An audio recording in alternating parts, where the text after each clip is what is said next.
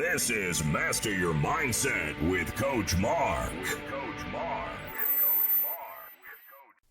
Hey guys, welcome back to another Thursday episode. I have a powerful one for you guys here today. Really what this is going to be about is really I want to show you how to find the answers that are going to be right for you instead of having this feeling that, you know what, you need to be told what you need to do.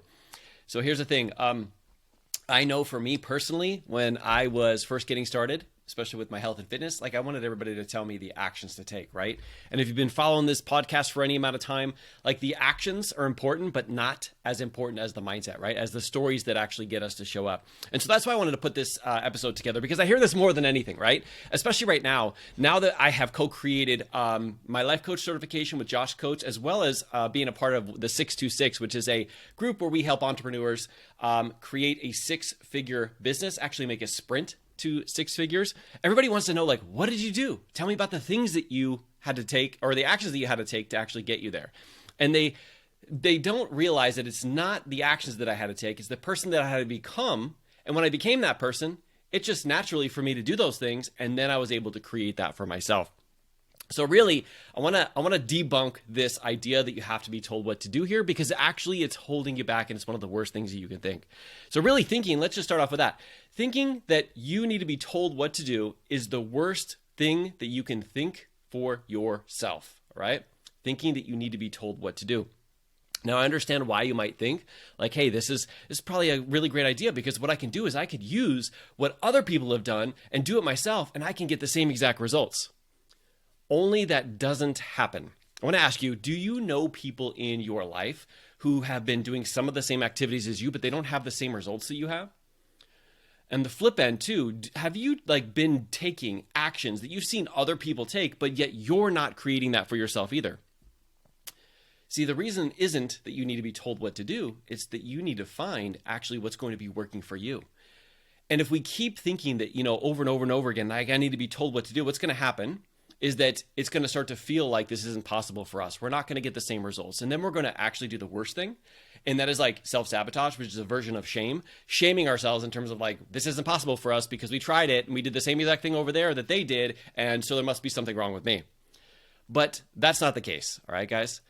Whenever we have an outside thing happen, what we term in the PCCS as facts, things that happen outside of us, really, it's at our interpretation of those that actually gets us to take specific actions or not take specific actions or beat ourselves up. It has nothing to do with that actual thing, all right? Now, you're probably asking, okay, Mark, I get it. Maybe I shouldn't be asking everybody what I should be told to be doing. But what is it that people do that actually how do they find a way to actually work for them? And really, I want to break this down into three pieces, all right? I want to break this down into three pieces. Now, I like to think of these as pillars, all right? I like to think of these as pillars. And when I first got started, I had no idea this was kind of going on. But when I actually saw success, lost 100 pounds, created a six-figure business, co-created a push coach certification school, sorry, Josh, so many different things, I was like, man, how is this possible? And it's because I didn't realize I was following this framework, all right? I was following this framework. Now, each one of these pillars can stand alone, but really the power is when you have that synergy of all three of them working together. That's really where not only you'll get your mindset going, you'll be taking action, and you'll be able to do it consistently. You'll actually create what you want to create in your life, okay?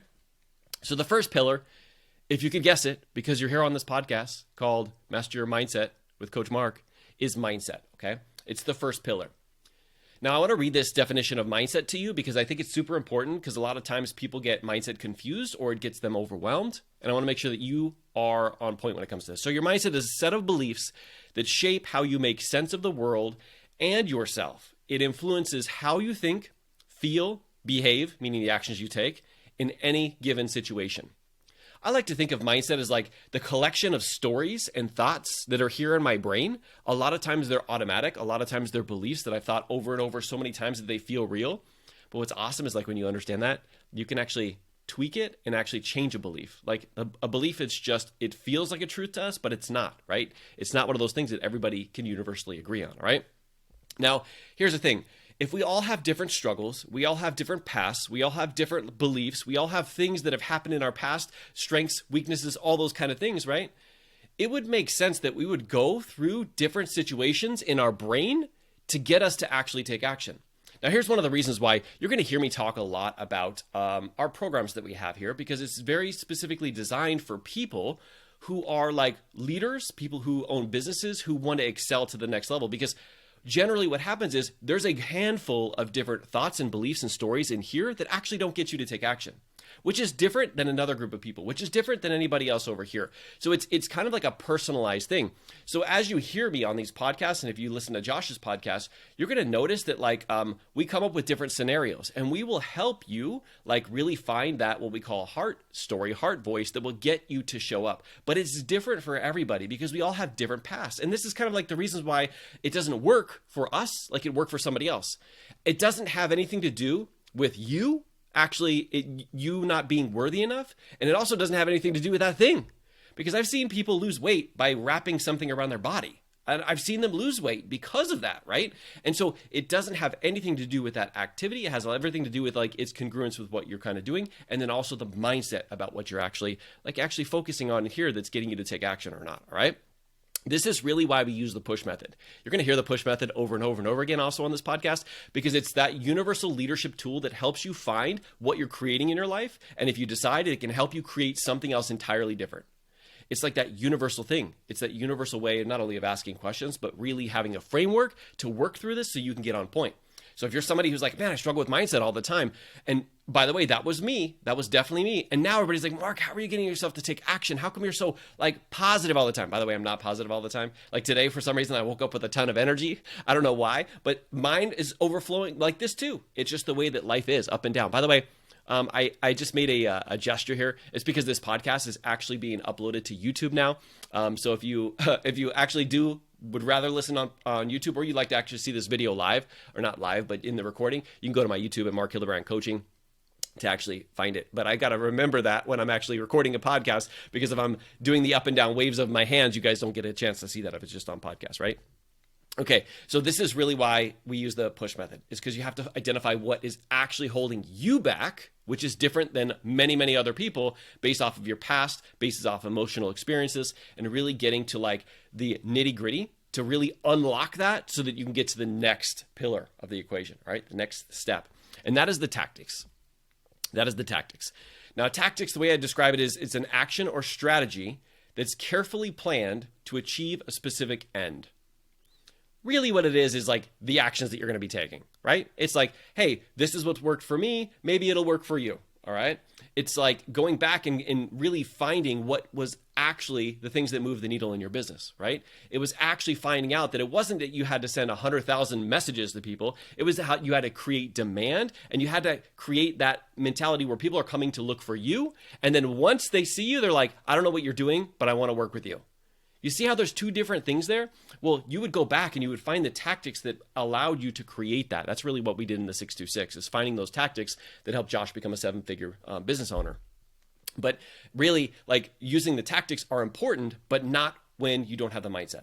Because if you are talking yourself out of doing it, if you are saying that it's not possible for you, if you're thinking that you don't have time, if you think you don't have money, right? You're not going to be open to finding those tactics, all right? Now, those tactics and the mindset are incredible, but there's one piece that's missing if you have those two, all right? There's one piece that's missing, and that's your environment. That is your environment. Some people call it accountability. Some people call it community. Some people call it coaching. Some people call it true coaching, which is like what I like to term it as, is like really the thing that holds it all together. It's the glue that brings it all together. Ed Mylett said this. He said, the most powerful force on the planet is that we become consistent and congruent with the expectations of our peer group. So the most powerful force on the planet is that we become consistent and congruent with the expectations of our peer group. This is the thing, guys. Our peer group, the people that we have, like that we surround ourselves with, whether it's on a coaching call, if you're in a mastermind, whether it's in the PCCS, if you're a member of our life coach school, or if you're just at work, right? For me, when I worked as a police officer, when I was overweight, I, believe it or not, was hanging around with other people who didn't value their health, didn't value their family. And it was just natural because their expectations and their like level of oh man, I can't even really think of the word. Their expectations of themselves were much different or much lower. And I was just rising up to their expectations. It was just normal to be a part of them, right? How much harder is it to go against the grain with the people that you're with? It's super hard. It's extremely hard, right? So when you're able to actually see the impact that your environment makes, that's where it kind of brings it all together, because there's this thing called social cost. Meaning, if you tell somebody else about your goal, you tell somebody else about something that's important or meaningful to you, right? You got the mindset, you got the tactics down, you know what you're going to do. Tomorrow morning, you're going to wake up, you're going to exercise. This is important to you. You want to be able to do things with your kids. The alarm's going to go off at 4 o'clock in the morning, and your head voice is going to be super loud going, Mark, dude, like yesterday was hard. You deserve a break. But if you told somebody else, hey, why don't you give me a call in the morning just to make sure I'm up? Or I'll check in with you. Or if like you're on the 75 hard right now where we have an actual tracker that we're going through and checking the box when we're done, you're like, well, people are like checking in on me. They really aren't, but you have that in your mind. So you're like, I can't let other people down. This is one of those times when I know for me personally, I like to find things that would generally hold me back or hold people back and use them as actually ways to make me excel. For example, if I'm like, let's say, usually using family, for example, anytime that I want to get myself to show up, I know that if it's just for Mark, I may or may not show up. But if I think about the impact that me showing up will have on my family, I'm like, game over. Put me in, coach. I'm ready to go, right? I don't care what that thing is, right?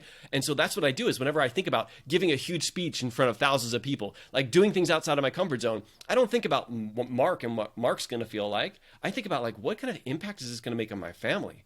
Like, what will this show them that is possible for them too if I get uncomfortable and I take that action and then I share it with them, right? Because I even have conversations with them at dinner time, telling them about all the things that I've messed up, right? It's really the power of the people you surround yourself with. Josh talks about this thing called the 3 levels of reach, and I really love it, and I'm going to end the podcast with this. And what the 3 levels of reach is as a leader, we need to be reaching down. We need to be lifting people up. We need to be giving them hope, inspiration, really helping them out wherever we can help them out. But what we do as leaders, a lot of times if we think about a servant leadership, which I think it's just we made that word mean something it doesn't mean. And that is like we're constantly reaching down 95, 97% of the time. And when we're constantly reaching down, who is our peer group? Well, it's people that we're constantly reaching down. It's only natural for us to lower our expectations, right? That's why there's 2 other levels. There's out to the side. People who are on the same journey as you, people who are like going for it, right? People who are struggling through maybe something like 1 or 2 steps behind you or ahead of you, but they're like your peer group. They're people that you can have conversations with, right? As a leader, we don't want to have conversations about what sucks, right? With the people below us, but we can talk that out with the people on our level. That's why being a part of the Push Coach Certification School is so powerful, because you get to be around other people who are learning the skill of coaching and developing it. It's just a natural thing for you to continue to develop it too.